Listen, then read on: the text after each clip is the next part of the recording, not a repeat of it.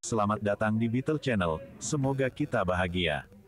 Jangan lupa subscribe, like, komen dan share agar channel ini semakin berkembang.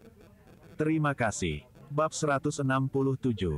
Keesokan harinya, Feng Yu dipanggil ke kantor polisi untuk diinterogasi. Feng Yu mengulangi apa yang dia katakan kepada Zhang Ruiqiang dan dengan hubungannya dengan Kepala Chen, dia bisa pergi sebentar. Kepala Chen dengan malu-malu memberitahu Feng Yu bahwa ini hanya pertanyaan rutin dan memintanya untuk tidak keberatan. Semua hal ini akhirnya berakhir. Bisnis Taihua Trading juga membaik, dan Feng Yu datang ke pabrik mesin untuk mencari Li Mingde. Dia ingin berbicara tentang pabrik sepeda motor. Pabrik sepeda motor. Kami berspesialisasi dalam pembuatan mesin pertanian dan motor ini tidak cocok untuk kami. Li Mingde ragu-ragu. Feng Yu melanjutkan melukis gambar yang indah, dan dia merasa bahwa Feng Yu masuk akal. 5 hingga 10 tahun mendatang akan baik untuk penjualan sepeda motor, dan keuntungannya mungkin lebih baik daripada mesin pertanian. Namun dia khawatir jika pemerintah kota akan menyetujui proyek sepeda motor ini. Selanjutnya, Feng Yu telah memintanya untuk meminta sebidang tanah untuk membangun pabrik baru. Pabrik baru ini akan dipisahkan dari pabrik produksi pertanian yang ada. Manajer Li, kamu tidak akan tahu kecuali kamu mencobanya. Aku akan jujur padamu. Aviation Factory telah mendekati saya, dan mereka bersedia bekerja sama dengan saya. Saya bahkan akan mendapat bagian yang lebih besar. Bagaimanapun, saya menyediakan teknologi dan jalur produksi. Apakah saya perlu mengulangi berapa banyak keuntungan yang akan dihasilkan sepeda motor? Akankah pemerintah kota menyetujui? Tentu saja, mereka akan melakukannya. Saya telah berbicara dengan wali kota Zhang. Juga, karena wali kota Zhang saya memutuskan untuk berbicara dengan Anda. Jika tidak, saya akan bekerja dengan pabrik penerbangan. Feng Yu melanjutkan. Ini adalah langkah pertama baginya untuk mengambil alih pabrik mesin. Bagaimana dia bisa bekerja dengan pabrik penerbangan? Pabrik penerbangan mengkhususkan diri dalam bidang pesawat terbang dan mobil. Mereka tidak tertarik dengan sepeda motor. Lebih jauh lagi, Hou Haitao yang tamak tidak akan pernah membiarkan Feng Yu mendapat manfaat dari proyek ini. Kerja sama ini harus menyangkut kepemilikan saham. Kami tidak bisa membeli teknologi dan mesin ini menggunakan uang.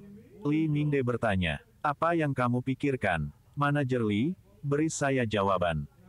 Jika Anda berpikir bahwa proyek ini akan berhasil, maka Anda melapor kepada pemerintah kota. Saya menjamin bahwa pemerintah dan pabrik mesin tidak akan rugi. Jika Anda berpikir ini tidak akan berhasil, maka kami tidak perlu membahas lebih lanjut. Pembangunan pabrik baru juga perlu waktu. Tidak ada gunanya membuang-buang waktu menyeret masalah ini. Feng Yu menyilangkan tangannya. Dia percaya bahwa Li Mingde tidak akan pernah menolak proyek ini. Baik, Anda memberi saya 3 hari. Saya akan berdiskusi dengan para pemimpin dan kembali kepada Anda. Zhang Tua dan Su Tua, kalian berdua bercerita tentang pabrik sepeda motor ini. Mengapa kita tidak bisa mendirikan pabrik baru? Haruskah kita benar-benar bergabung dengan pabrik mesin? Wali kota memandang kedua deputinya. Seseorang mau berinvestasi di pabrik sepeda motor, dan ini adalah hal yang baik. Ini akan membawa lebih banyak pajak kepada pemerintah kota dan juga menyelesaikan masalah pengangguran. Zhang Ruiqiang melirik Wakil Su. Deputi Su tampaknya tidak ingin menjawab wali kota sehingga Zhang Ruiqiang berkata, wali kota, jika kita memutuskan, kita pasti akan memilih untuk mendirikan pabrik baru. Tetapi sekarang, orang yang mengimpor jalur produksi sepeda motor dan teknologi bersikeras untuk berinvestasi di perusahaan mesin. Orang ini bukan orang luar. Dia adalah salah satu pemegang saham perusahaan mesin, Feng Xingtai. Oh, ini dia, pengusaha petani itu. Anda memberitahu saya sebelumnya bahwa putranya adalah orang yang menghadiri kemas Summer Universitas Moskow dan dia memiliki koneksi dengan Uni Soviet. Iya nih, mesin pertanian yang diproduksi oleh perusahaan mesin sekarang, diproduksi menggunakan teknologi dan mesin canggih yang dia impor dari Uni Soviet. Juga, pelembab angin dan hujan di pasar juga merupakan produk perusahaannya. Mesin-mesin yang digunakan di pabrik tekstil kota, pabrik pakaian, juga diimpor olehnya, tambah Zhang Ruiqiang. Seperti ini. Lalu apa pendapat Anda tentang mengubah teknologi dan mesin itu untuk dibagikan? Tanya wali kota. Wakil Su berkata, saya merasa ini bisa dilakukan. Li Mingde telah melaporkan kepada saya bahwa meskipun jalur produksi dan teknologi sepeda motor ini bernilai banyak uang, kami juga akan menyediakan tanah dan pabrik. Jadi, bahkan jika itu dikonversi menjadi saham, itu tidak akan banyak, perusahaan mesin perlu banyak berinvestasi di sebidang tanah dan pabrik. Jadi, keuntungan keseluruhan mungkin lebih rendah tahun ini. Begitu sepeda motor diproduksi, keuntungannya akan lebih tinggi daripada mesin pertanian. Zhang Ruiqiang bertanggung jawab atas restrukturisasi perusahaan milik negara dan sangat akrab dengan perusahaan milik negara. Dia berpikir sejenak dan berkata, "Wali kota, saya ingat bahwa di bagian barat kota ada sebuah pabrik sepeda tua yang telah tutup. Sebidang tanah itu cukup besar, dan pabrik di sebelahnya baru saja pindah. Jika kami menggabungkan kedua pabrik, lahannya akan cukup besar, dan kami tidak perlu membangun pabrik baru. Itu adalah area yang luas, dan kami membiarkan pabrik sepeda motor ini menggunakannya." Wakil wali kota Su tidak setuju. Dia merasa itu sia-sia. Kami dapat memintanya untuk memberi kami 2 jalur produksi dan meningkatkan produksi tahunan dari 100.000 unit menjadi setidaknya 200.000 unit. Juga, kita akan menggunakan lahan pabrik sepeda yang lama, dan kita bisa menyelesaikan masalah ketenagakerjaan pekerja pabrik sepeda yang lama.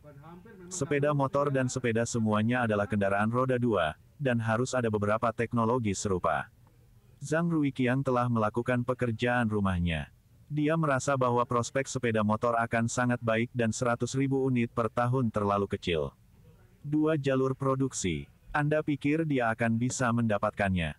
Wali kota bertanya. Itu masalahnya. Jika dia tidak bisa mendapatkannya, maka kita akan memiliki alasan untuk menurunkan jumlah saham yang dia coba konversi. Wakil wali kota Su merasa bahwa Zhang Ruiqiang benar. Apa? 2 jalur produksi. Ini agak sulit. Maka bagian yang saya dapatkan juga harus dilipat gandakan. Mereka ditipu. Feng Yu sangat gembira. Kirilenko telah membantunya mendapatkan 2 jalur produksi. Feng Yu sengaja melebih-lebihkan prospek industri sepeda motor dan bahkan mengatakan bahwa dia akan bertanggung jawab jika penjualannya tidak baik. Pada akhirnya, pemerintah kota melihat keuntungan dan memaksanya untuk mendapatkan 2 jalur produksi. Kanan, ini akan menjadi kondisinya. Jangan khawatir tentang saham. Kami akan memberikan apapun yang pantas untuk Anda. 1 jalur produksi bernilai setidaknya 4 juta rubel. Jika ditambahkan dalam teknologi yang menyertainya, 2 jalur produksi akan lebih dari 20% saham. Ini adalah langkah besar untuk menjadi pemegang saham terbesar di perusahaan mesin. Baik, saya setuju dengan kondisi Anda. Feng Yu bertindak seolah-olah dia dalam posisi yang sulit. Dalam hatinya, dia menari dengan gembira. 2 jalur produksi dan teknologi canggih, kami akan memberi Anda 18% saham. Tunggu sebentar. Berapa banyak saham? 18%. Biarkan saya menghitung untuk Anda. 2 bidang tanah ini bernilai berapa? Juga, pabrik-pabrik yang kosong perlu direnovasi. Semuanya akan siap dalam waktu kurang dari sebulan. Berapa nilai ini? 18% banyak, kata Li Mingde. Aku akan bekerja dengan pabrik penerbangan, kata Feng Yu dengan ekspresi tidak senang. Li Mingde tertawa, sudah terlambat. Pabrik penerbangan berinvestasi di perusahaan mesin kami untuk proyek sepeda motor ini. Apa, Anda semua mengizinkan pabrik penerbangan untuk berinvestasi? Apakah pengusaha Hong Kong tahu tentang ini? Kami adalah pemegang saham utama. Kami tidak perlu memberitahu pihak manapun jika kami ingin membeli atau menjual saham kami.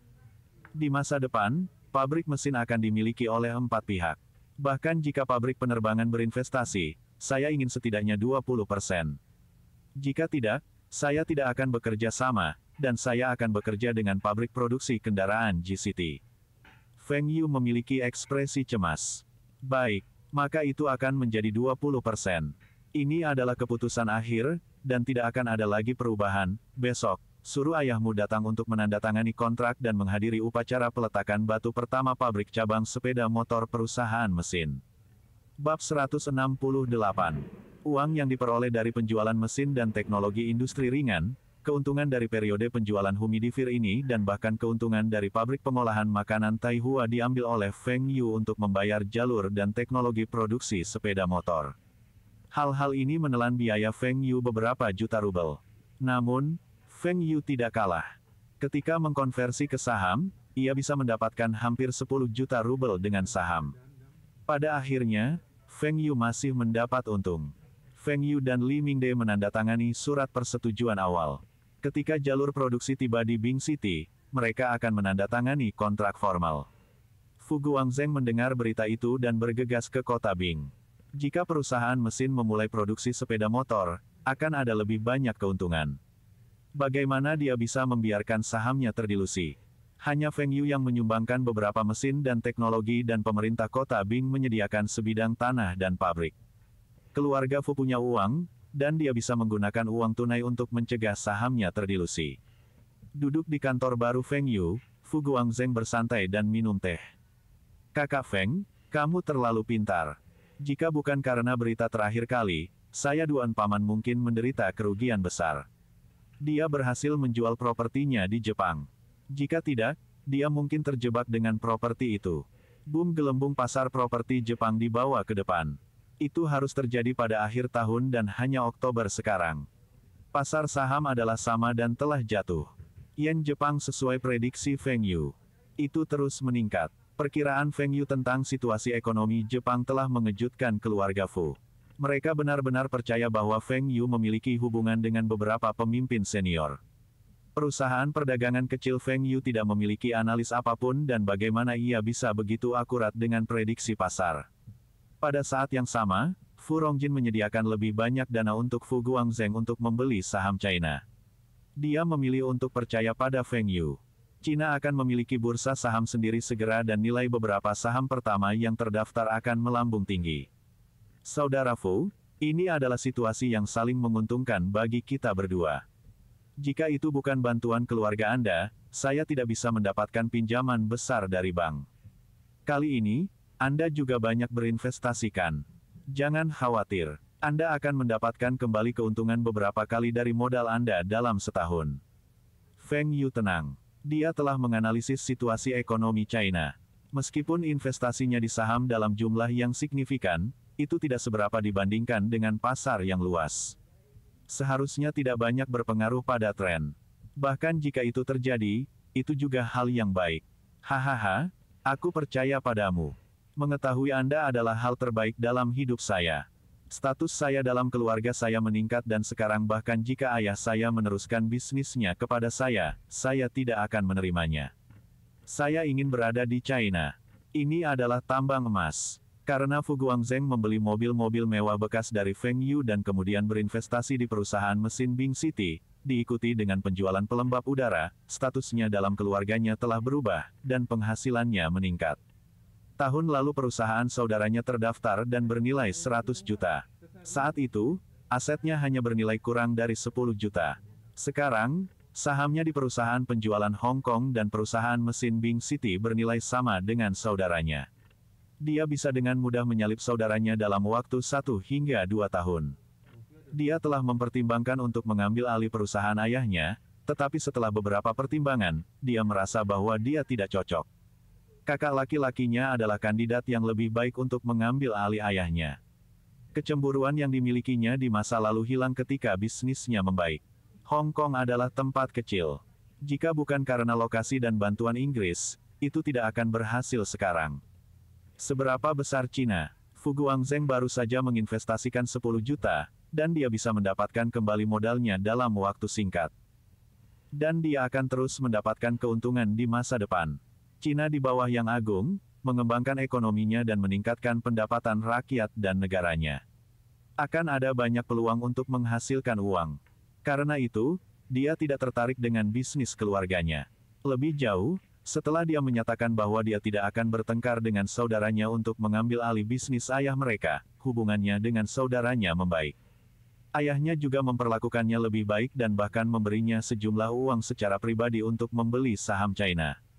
Ayahnya bahkan menawarkan untuk memberinya lebih banyak uang ketika dia tahu bahwa Fu Guangzheng akan meningkatkan investasinya di perusahaan mesin. Perjalanan ini, Fu Guangzheng masih punya tugas lain. Humidifier diproduksi di kota Bing dan kemudian diangkut melalui kereta ke Shenzhen dan kemudian diangkut ke Hong Kong. Rute ini terlalu panjang dan memakan waktu. Biaya transportasi juga tidak rendah. Keluarga Fu ingin bertanya apakah Feng Yu memiliki niat untuk mendirikan pabrik cabang di suatu tempat yang lebih dekat ke Hong Kong semata-mata untuk memproduksi pelembab udara. Feng Yu memang mempertimbangkan ide ini sebelumnya. Tapi ini belum waktunya. Dia sedang menunggu perkembangan penggemar tanpa cacat. Begitu kipas tanpa cacat itu berhasil, ia akan mendirikan pabrik cabang di selatan karena fasilitas pabriknya murah. Jika pabrik motor dan pabrik penerbangan tidak setuju dengan ini, Feng Yu juga bisa menggunakan ini sebagai alasan untuk memecah kemitraan mereka. Fu Guangzheng diminta oleh Feng Yu, dan jawaban Feng Yu adalah untuk menunggu. Tunggu 1 tahun lagi. Dia akan mendirikan pabrik cabang di Guangdong. Dia juga akan mengambil kembali hak distribusi untuk Eropa Timur. Pabrik motor dan pabrik penerbangan kemungkinan besar akan menyetujui ini karena merupakan pasar yang matang. Fu Guangzheng mengangguk. Keluarga Fu khawatir Feng Yu akan mengambil kembali hak distribusi. Meskipun mereka telah menandatangani kontrak 10 tahun, kontrak tersebut menyatakan bahwa Taihua Trading memiliki keputusan akhir. Hukuman karena melanggar kontrak bukanlah jumlah yang besar. Feng Yu dapat meninggalkan keluarga Fu apapun yang diinginkannya, dan akan ada banyak pengusaha lain yang antri untuk bermitra dengan Feng Yu. Pengusaha ini bahkan tidak keberatan membantu Feng Yu membayar denda. Feng Yu hanya ingin mengambil kembali hak distribusi ke Eropa Timur. Keluarga Fu tidak akan keberatan dengan ini. Berdasarkan lokasi, pengangkutan humidifier dari kota Bing ke Eropa Timur lebih hemat biaya. Kota ingin mempublikasikan proyek sepeda motor ini selama upacara penandatanganan kontrak, tetapi mereka tiba-tiba menemukan bahwa orang yang akan menandatangani kontrak itu bukan Feng Xingtai tetapi Feng Yu. Mereka hanya bisa membiarkan wartawan dari stasiun TV untuk mengambil beberapa gambar. Alasan Feng Yu adalah bahwa mesin dan teknologi ini milik keluarganya dan ayahnya bersedia untuk menempatkan saham ini di bawah namanya. Selanjutnya, Feng Yu diberi wewenang untuk bertindak atas nama ayahnya dan manajemen yang lebih tinggi dari perusahaan mesin semuanya terbiasa dengan ini. Namun, Fu Guangzheng tenggelam dalam pikirannya. Mungkinkah ini sesederhana apa yang dikatakan Feng Yu? Setelah beberapa penyesuaian, saham perusahaan mesin direklasifikasi. Pemegang saham utama masih pemerintah kota Bing. Tetapi saham mereka telah menjadi 40% sekarang dari 70%. Feng Yu memiliki 20%, Feng Xingtai memiliki 10%, Fu Guangzheng memiliki 16%, dan pabrik penerbangan memiliki 14%. Pabrik penerbangan berada di bawah pengelolaan pemerintah kota Bing. Namun, itu rumit. Militer, pemerintah provinsi dan beberapa kementerian memiliki pengaruh di dalamnya. Karena ini, pabrik penerbangan tidak dikendalikan oleh pemerintah kota. Yang paling penting adalah bahwa pabrik penerbangan tidak perlu persetujuan dari pemerintah kota ketika menjual saham. Akhirnya, langkah pertama dari rencana Feng Yu selesai. Bersambung, terima kasih telah menyaksikan dan mendukung channel ini.